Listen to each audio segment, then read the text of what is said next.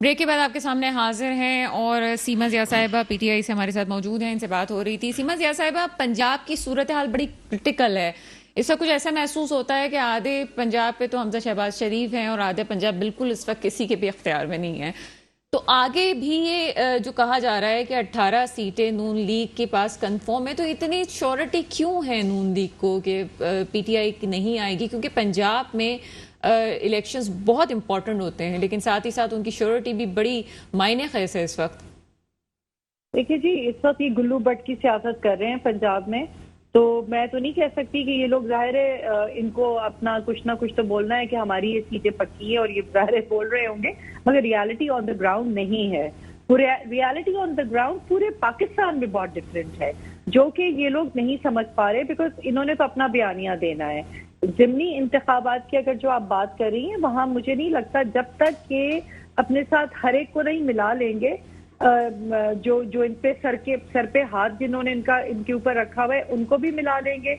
इसके अलावा election commission के ऊपर तो हमारा है ही तहफ़्फ़ुज़ात। अभी तक वो हमारे जो 5 रिजर्व सीट की जो सीटें के हैं, अभी तक उनको भी, जबकि लाहौर हाई कोर्ट ने उसका फैसला भी सुना दिया है, अभी तक उससे ही वो नॉमिनेशन नहीं कर रहे। तो हम तो पहले दिन से कह रहे हैं कि हमें इलेक्शन कमीशन पे कोई हमें तहफ़्फ़ुज़ात है, हमें उन पे एतबार नहीं है। मैडम, आप जिसकी बात कर रही हैं सर पे हाथ है, तो मौजूदा हुकूमत और इत्तेहादी कहते हैं जब आपके सर पे हाथ था तो उस वक्त तो आपको इस बात पे कोई एतराज नहीं हुआ, अब आपको एतराज हो रहा है कि उनका साथ दिया जा रहा है।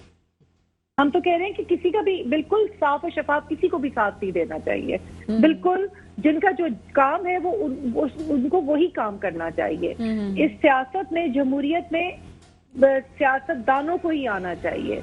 तो मैं ये नहीं कह रही कि पहले था या बाद में, मैं तो आज की बात कर रही हूँ। मगर आज की बात जो है वो डेफिनेटली आपको, जिस तरह आपने देखा है पिछले 2-2.5 महीनों में, अब तो एक एक शख्स जो है इसके बारे में बात करता है। जो हालात हुए हैं, जिस तरह हर चीज अनफोल्ड हुई है, तो वो तो पता चल रहा है कि यहाँ पे इस वक्त जो है यकतरफा हुकूमत चल रही है और उसमें हर एक को इस्तेमाल किया जा रहा है। और उसी पे अगर ये कहते होंगे, क्योंकि जाहिर है यहाँ तो मैंने ये भी सुना है कि ये जिन लोगों का इंतकाल हो गया उनके भी वोट ये दिलवाने जा रहे हैं, जो ओवरसीज है उनके भी ये जब वो 5-6 हजार वोट ये वो भी करवा रहे हैं।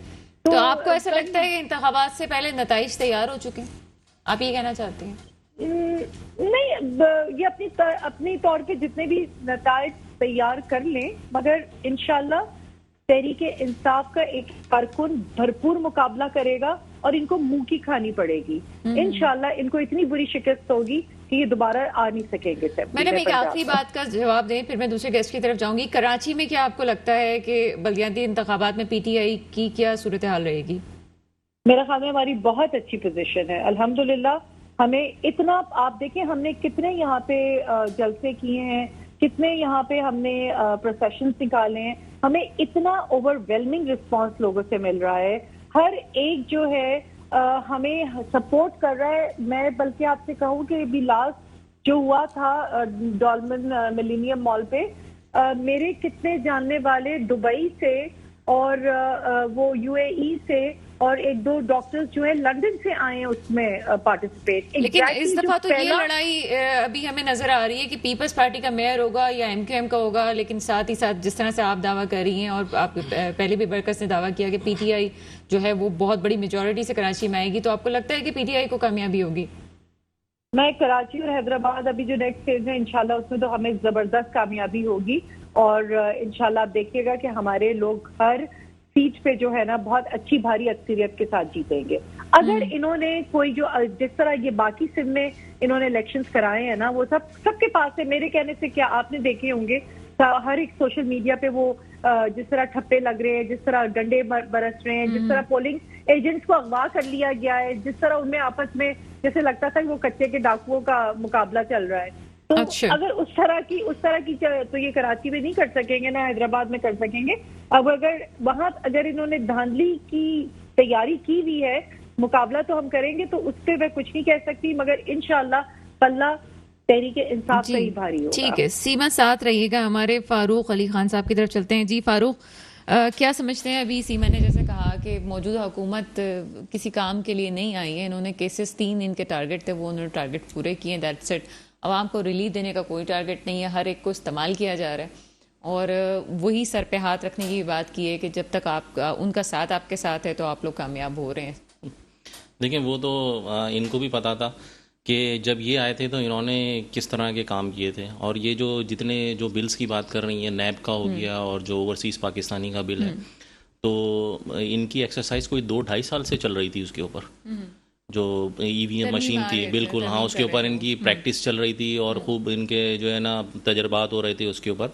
और उसके बाद इन्होंने इनकी पूरी कोशिश थी कि किसी तरीके से ये बिल हम और आपने खुद भी देखा होगा कि किस तरह से ये बिल पास करवाते थे कि एक एक दिन में 33-34 बिल्स पास हो रहे हैं। और इवन के जो प्रेसिडेंट साहब थे, उनके जो प्रेसिडेंट हाउस था उसको हमने जो है उसका ऑर्डिनेंस फैक्ट्री नाम रख दिया था कि जी यहाँ पे जो भी ऑर्डिनेंस जाता है वो फ़ौरन पास हो जाता है। तो वो एक दिन में सब पास हो जाते थे और हुकूमत असेंबली से भी इसी तरह से पार्लियामेंट से पास हो जाते थे। तो देखें जो फारूक अली भी खान साहब, मुझे इतनी बात बताएं कि ठीक है, अगर आप समझते हैं पीटीआई ने गलत किया तो क्या उनकी प्रैक्टिस को लेते हुए आपको भी वो नहीं, काम, मुझे मौजूदा गवर्नमेंट को भी वही काम करना चाहिए? मैं आपकी इस बात से इत्तेफाक नहीं करूंगा। मुझे ये बताएं कि देखें जो ये सिस्टम ला रहे थे ओवरसीज पाकिस्तानी का, ठीक है, आप उसके ऊपर कोई डायलॉग्स तो करते हैं ना। जो इनकी एक रिजर्वेशन थी कि जी हम तो ओवरसीज पाकिस्तानी वहाँ वोट डाल रहा होगा, ठीक है, आप या तो पार्लियामेंट में उसके ऊपर बहस करें या तो फिर उनकी कुछ मखसूस नशिस्तें पार्लियामेंट में जो एक मख्तस की जाएँ उसके ऊपर उनकी वोटिंग हो। ये नहीं हो सकता कि जी पूरा ओवरसीज पाकिस्तानी, ये तो चाहते ये थे कि 1/3 मेजोरिटी इनके पास आ जाए, 2/3 मेजोरिटी सॉरी आ जाए, और उसके बाद जो है ये पूरा नेक्स्ट गवर्नमेंट इसी तरह से ये चला सकें। तो इनकी तो यही कोशिश थी, इसी तरह से जो इन्होंने ये चाह रहे थे उस तरह से करना चाह रहे थे। और देखें मैं आपको बताऊं, जब जितनी भी पीडीएम की जमातें, उन सबका यही इत्तेफाक था कि जी ये हम नहीं होने देंगे, क्योंकि ये अगर हो जाता तो मुझे आप ये बताएं कि जो यहाँ वोट डालता है, जो जिसकी ज़रूरी, जिसकी जो अपने राइट्स के लिए वोट डाल रहा होता है, उसके लिए क्या करेंगे आप? बेसिकली आप सिर्फ ओवरसीज़ पाकिस्तानी इसको फोकस नहीं करें, आपका फोकस जो है ना पहले ये होना चाहिए कि हम इस मुल्क में क्या कर रहे हैं।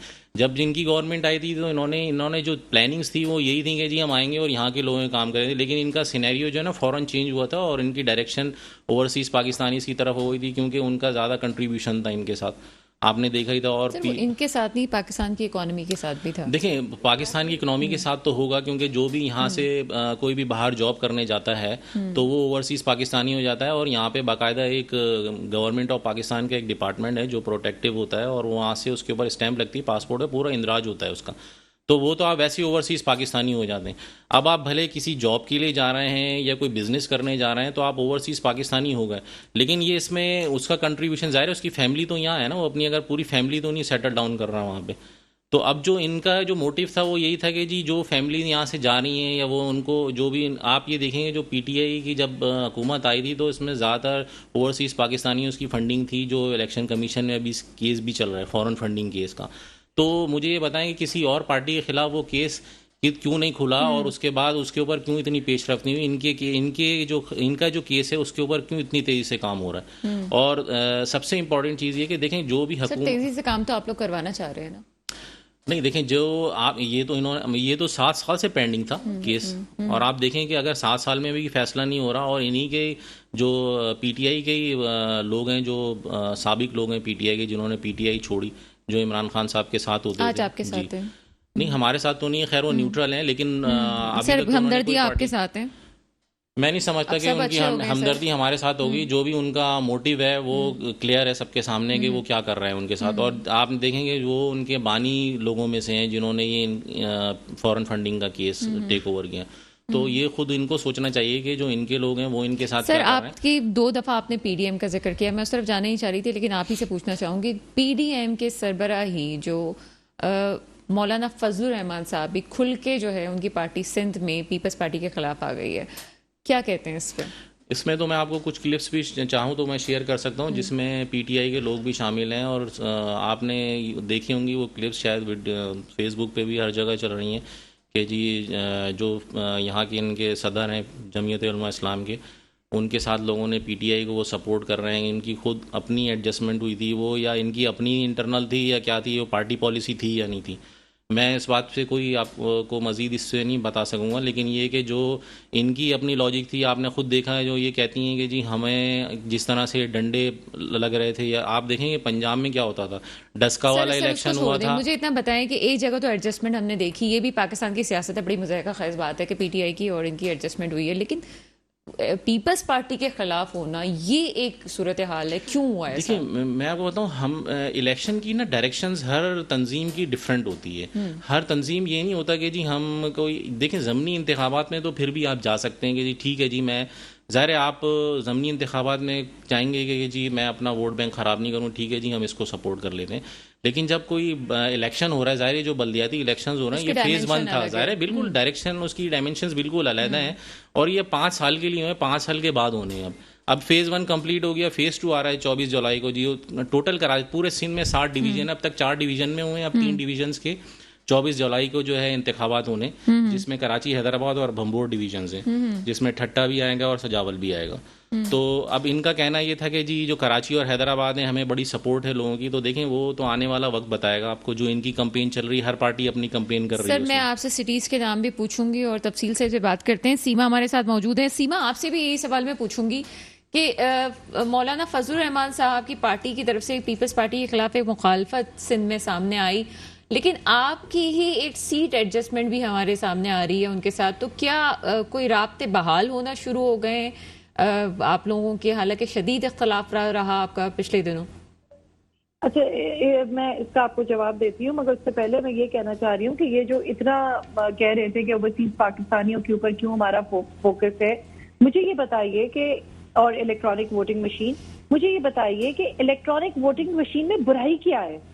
हमारे जितने इलेक्शंस हुए हैं हमेशा एंड में कोई ना कोई पार्टी किसी न किसी के ऊपर जो लगा देती है धांधली का। एक हम सिस्टम को इम्प्रूव क्यों नहीं कर सकते इस चीज पे? सब तमाम पार्टीज, क्योंकि इस पे इनका फायदा है, ये इस तरह की रिगिंग की इनको तरीके कार आते हैं, तो ये नहीं चाहते कि पाकिस्तान की डेमोक्रेसी किसी सही सिम्त की तरफ जाए।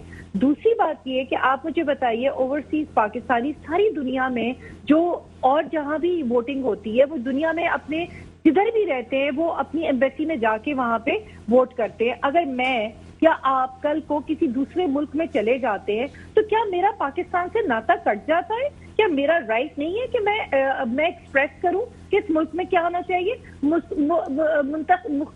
उनको सीट देने की तो बात इतनी मजाक खेज है, जब तक वो किसी मेन स्ट्रीम में पॉलिटिक्स में नहीं आते, असेंबली में उनको सीट देने की क्या जरूरत है? मगर मुझे या आपको, अगर कल आप माइग्रेट कर जाती है किसी दूसरे मुल्क में, या मैं माइग्रेट कर जाती हूँ, तो क्या मेरा पाकिस्तान से नाता टूट गया? क्या मैं वोट नहीं डाल सकती? This is so ridiculous and absurd. Just because इनको पता है कि वो वोट बैंक इनका नहीं है तो ये उसके मुखालिफ है, उसके अलावा कोई भी बात नहीं है। दूसरी बात ये कि जी मैडम, इसके बल्दियाती इंतखाबात के हवाले से आते हैं, जो मौलाना फजलुर रहमान की पार्टी का जो मौका भी सामने है। मुझे टू बी ऑनेस्ट एग्जैक्टली इसका नहीं पूरा क्लैरिटी से आइडिया, मगर इनकी मौलाना साहब की पार्टी के काफी लोग जो है उन्हीं के खिलाफ हो गए हैं। मौलाना साहब ने जब पीडीएम ज्वाइन की तो पार्टी में फूट पड़ गई थी। इनकी पार्टी के कितने लोग जो हैं वो मौलाना साहब को छोड़ गए थे, और हो सकता है कि बैकडोर पे कोई इनकी पार्टी के लोग हमें ज्वाइन कर रहे हो या हमसे बातचीत कर रहे हो। मैं बहुत क्लैरिटी से मुझे इसके बारे में डिटेल नहीं पता। मैडम, फॉरेन फंडिंग केस के हवाले से भी आप इल्जाम लगाया जाता है कि बहुत ज्यादा केस 7 सालों से केस चल रहा था। वो तो बिल्कुल ही शट केस हो गया, वो बात हो गई है फॉरेन फंडिंग की, कि हमें अगर फंडिंग आई है तो वो हमारे जो भी हमारे सपोर्टर्स हैं, और आई थिंक उसके साथ उन्होंने मर्ज कर दिया इनकी पार्टीज को भी, कि इनकी पार्टीज ये भी दें, इनको भी फंडिंग आई है। आई डोंट थिंक सो कि उस पर कोई अब इतनी कोई बात रह गई है करने की। वो केस जो है, मुझे नहीं लगता अभी कोई फर्दर किसी उसमें कुछ रह गया हो। आई थिंक उसको इतना ज्यादा कोई अब सीरियस ले भी नहीं रहा फॉरेन फंडिंग को। बहुत शुक्रिया। सीमा जिया साहब हमारे साथ मौजूद थी। जी सर, क्या कहते हैं, फॉरेन फंडिंग केस तो कुछ भी नहीं है, आपकी पार्टी पे भी आया। ये तो देखें अभी आने वाला वक्त बताएगा, और क्या करने जाएंगे। नहीं, ये तो अभी खुद भी आप देखें ना, इन्होंने तो पहले इन्होंने तो पहले इदारों को मुतनाज़ा बनाया हुआ है। ये खुद इलेक्शन कमीशन को कहते हैं कि जी चीफ इलेक्शन कमिश्नर जो है वो मुतनाज़ा हैं और वो जानिबदार हैं। तो ये तो इनको सोचना चाहिए कि क्या करने जाना है। और सबसे इम्पॉर्टेंट चीज़ ये है कि अगर आज इनकी इतनी परफॉर्मेंस थी तो ये खुद भी बात कर रही थी कि रूरल एरियाज़ जो हैं सिंध के, उसमें पीटीआई बड़ी वीक है। तो इन्होंने जो आपने देखा होगा, जब पाकिस्तान पीपल्स पार्टी ने भी एक अपना महंगाई का जो लॉन्ग मार्च किया था, तो इन्होंने भी साथ में शुरू किया था, और इन्होंने जो है घोटकी से शुरू किया था और कराची में ख़त्म किया था उसको। तो उस वक्त तो बड़े लोग थे इनके साथ। आपने देखा होगा जो अभी इनको वोट पड़े हैं उसमें वो 13 या 14 सीटें। सर एक बयान आपकी तरफ से नहीं आया महंगाई के खिलाफ? कोई बयान तो आ जाता सर। देखिए, महंगाई के खिलाफ तो मैं आपको कुछ भी इसमें नहीं कहूँगा, आप बार बार मार्च की बात करते हैं तो मैं आप ही की बात को देखिए आगे जो लेके आ हम रही हूँ। ये देखें, कंट्रोल करने वाली चीज़ें जो हो रहा है अभी कुछ सर समझ। उस वक्त क्यों मार्च निकाला था जब पीटीआई की गवर्नमेंट थी? उस वक्त क्यों आपने ये कहा? देखो, उस वक्त तो ज़रूरत थी, और आप चाहें तो ये भी मार्च कर सकते हैं ना। आपको बिलावल इनको तो भुट्टो इजाज़त जरदारी है। साहब का अपने चेयरमैन का वो बयान तो याद है, वो जियालो को मुबारकबाद दे रहे थे उनके मार्च के बिल्कुल, नतीजे बिल्कुल में याद, 10 रुपए बिल्कुल पेट्रोल गिर गया, और उसके बाद आप ही की वो पार्टी है वो जो बयान देती है, जो बारूदी सुरंग जो बिछाने की बातें की जाती हैं, तो आप कहते हैं बिल्कुल ठीक था, उन्होंने जानबूझ के देखिए, किया। ये कहाँ सही है? तजाद कहाँ पे आ रहा है? मार्च की और प्रोटेस्ट की तो इनको भी इजाज़त है, ये भी करते हैं, ठीक है। और कहाँ इजाजत है सर? अभी तो किया था तो सबको नहीं, हटा दिया गया तो मार्च नहीं था, वो धरना था ना बेसिकली। देखिए, अच्छा। मार्च तो ये है कि आप जो है जाएं और आ जाएं। अभी जैसे इन्होंने अभी 2 हफ्ते पहले किया था मार्च, तो वो तो सही था कि जी इन्होंने रात 9 बजे सब जगह, और वो भी जो है वो बनी गाला सही हो रहा था।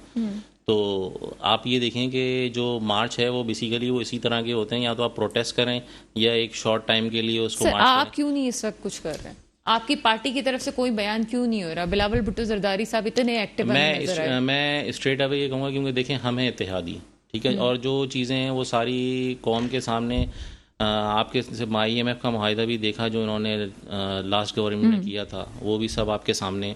और जो चीज़ें हो रही हैं हम उसमें ज़ाहिर शराकतदार हैं, ठीक है। और जो चीज़ें सारी मिफ्ता इस्माइल सर साहब भी, मुझे एक बात बताएं, जो उस शराकतदारी में क्या पाकिस्तान का अगर कोई नुकसान होता है तो क्या पीपल्स पार्टी उस पर बात नहीं देखिए, करेगी? महंगाई तो पूरी दुनिया में हो रही है इस वक्त तो सर, महंगाई। इमरान खान साहब का भी तो बयान ही ये था कि तो महंगाई पूरी दुनिया हम भी में हो रही है। हम तो मानते थे उसको, कहते ठीक है जी कहाँ सर, आप मानते तो फिर लेकिन मार्च क्यों देखें करते सर? जो चीज़ें यहाँ जो इन्होंने चीज़ें ली जो की हुई थी, वो उसके खिलाफ तो हम एहतजाज करते थे ना, कि जो चीज़ें स्पेशली आप ये देखें जो इन्होंने जो वीट प्राइसेस थी या वो जो एग्रीकल्चर पॉलिसीज़ थी जिसके ख़िलाफ़ हम करते थे। आप ये देखें कि अभी एग्रीकल्चर और जो सिचुएशन है पाकिस्तान में, वो इन्हीं की वजह से ही ये 3-4 साल जो हुकूमत रही है इनकी, उसमें ही उसी की वजह से वर्स्ट हुई हुई है सारी। कि जो एग्रीकल्चर क्रॉप है वो आपको उस तरह से नहीं मिल रही, पानी की शॉर्टेज है। और आप ये देखेंगे कि जो बिजली का बहरान है सबसे बड़ा, तो वो भी बहरान है कि वो भी इन्हीं की हुकूमत का किया जा रहा है, कि जो जितने प्लांट्स थे वो इन्होंने चलाए नहीं फर्नेस ऑयल पे। सर बिल्कुल आपसे मजीद इस पे बात करेंगे, लेकिन अभी भी किसान जो है वो मेरा खाद के लिए भी परेशान है, और आज भी मेरा किसान डीजल के लिए परेशान है। हुकूमत कर रही है, इत्तेहादियों का साथ दे रहे हैं। एक शॉर्ट ब्रेक है, ब्रेक के बाद आपके सामने हाजिर होते हैं।